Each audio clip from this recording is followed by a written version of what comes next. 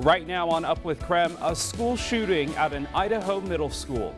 So today we had the worst nightmare a school district could encounter. This morning, how parents describe the chaotic event. 22 años y contando. No puedo contar tantos porque eso. This viral TikTok has led police to what could be an important clue in the case of a missing Washington girl from 2003. A major temperature drop across the inland northwest. I'll let you know what that means for your Friday and as we head into the weekend. We're live at the fairgrounds this morning talking about the Junior Livestock Show. This is my friend Reagan and Roxy. Stay with us. We have an exciting morning planned for you all. Up with KREM starts right now. We are tracking breaking news right now on Up with KREM. Good morning, I'm Tim Pham. And I'm Dana Marie McNichol. A suspect has been arrested this morning after a standoff in Spokane last night. The incident happened on North Regal and East Cinto. That's near Chief Gary Park. Nicole Hernandez is there now live on scene. She has updates for us this morning. Nicole, what can you tell us?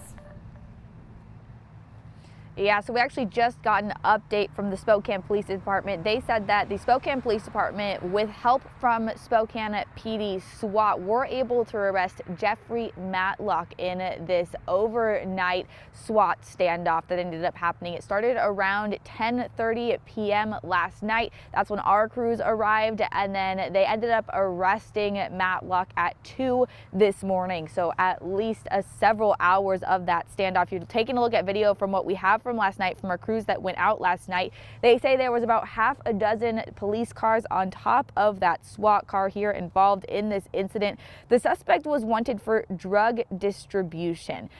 There was not believed to be any threat to the public, and of course the scene is cleared up now. But our crew that went last night did say that they heard the officers and SWAT team communicating with the suspect, communicating with Matlock through megaphones and such. So definitely a very active scene here last night. But of course that person now in custody, arrested by Spokane PD and SWAT. And now this morning things are back to normal. Here you can see behind me a very quiet neighborhood again here at Cinto and Nelson. But this corner right here was very different last night than it is this morning.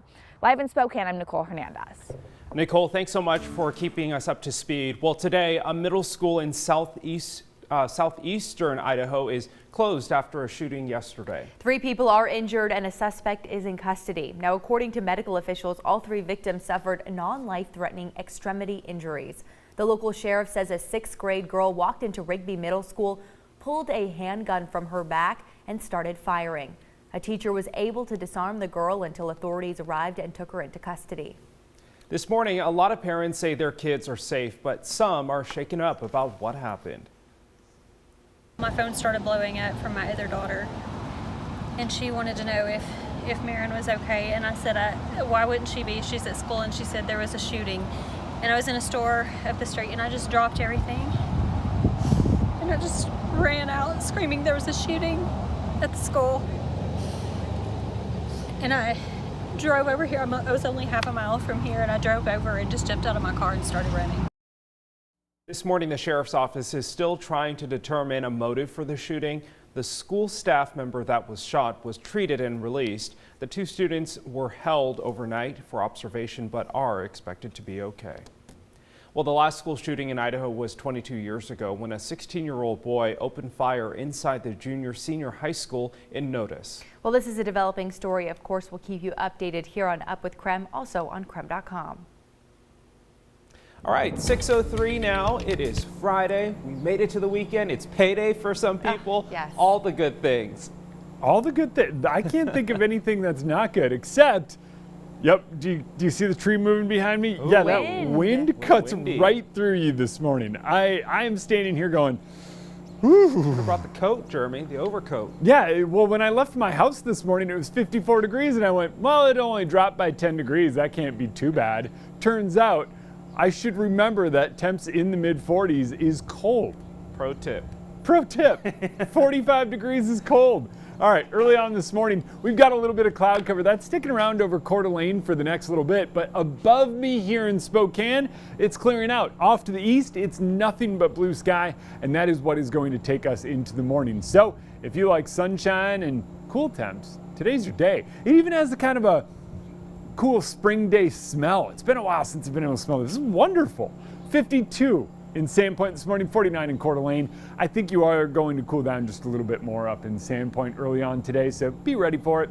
Here's that line of cloud cover and line of a little bit of moisture. That moves out. It opens the door for those clearing skies and tons of sunshine. It's going to be an absolutely gorgeous day, despite being a little bit cooler. Later on this afternoon, we will see some isolated showers develop. What winds up happening is cold air moves in way up over us. And what that does is it causes those warm air particles near the ground to shoot up into the air and cause some of those isolated showers and even a couple of rumbles of thunder. Not near this widespread, but I do think it winds up happening a little later on. Then tomorrow, we wind up clearing out and drying out as we head into the weekend. This morning, it's chilly. Ask me. It is. We'll be up in the 50s though by the time the show winds down, and later on this afternoon it does look like temperatures just stay in the 50s. It's a much cooler day with a temperature drop by almost 25 degrees from the highs we saw just yesterday. Ooh, it was a little toasty yesterday. The three of us went on a little hike. We'll have more on that a little bit later. Well, time for your morning rush now. More news in less time. A federal grand jury returned an indictment yesterday afternoon charging the suspect with arson in the St. Charles Parish fire in North Spokane. Now, if convicted, 23-year-old Rio Maribel could face 5 to 20 years in prison. He remains in the Spokane County Jail on a $350,000 bond. The fire back in March caused extensive damage to the administrative offices of the church on North Alberta Street and its attached school. A 5-year-old girl who suffered multiple stab wounds is in an attack that left her mother dead is off life support, and that's according to her grandmother. According to a Facebook post from her uncle, Lily is smiling, laughing, and even FaceTiming with her family. Lily has been hospitalized for nearly a month after the attack at her mother Cassie's home in North Spokane.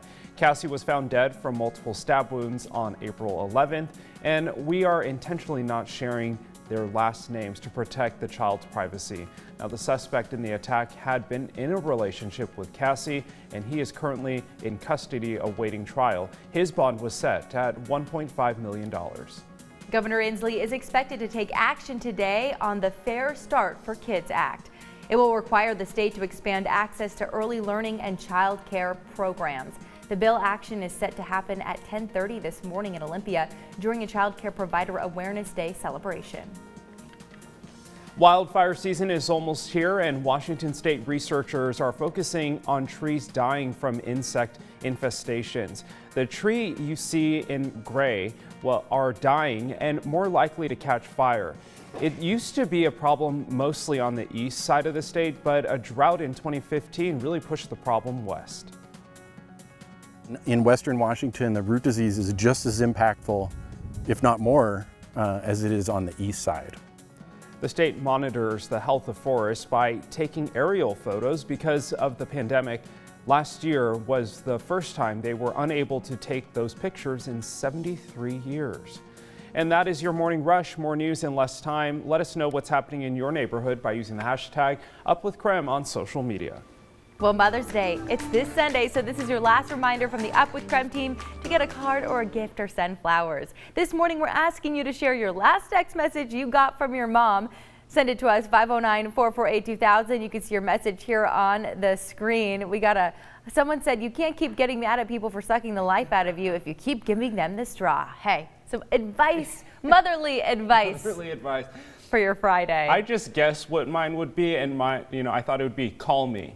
Period. Yeah, Serious, I've gotten, hi honey, where are you? I'm like, am I in trouble? Oh, I love the one that says, are you ready to make a Target run? So thanks to all those moms who are there for us for those Target runs, for just to be that person that we go to. Mother's Day is such a special day to celebrate you. So thank you to all the moms watching. All right, more and more runners are completing their Bloomsday Worldwide race this weekend. Just gotta watch out for the potholes. Well, I caught up with a Bloomy who's getting ready to race in her wheelchair. We're going to hear from her coming up. And of course, we're going to take you outside, talk cooler temperatures, a drop by almost 25 degrees for us here in Spokane today. I'll let you know what that means for you.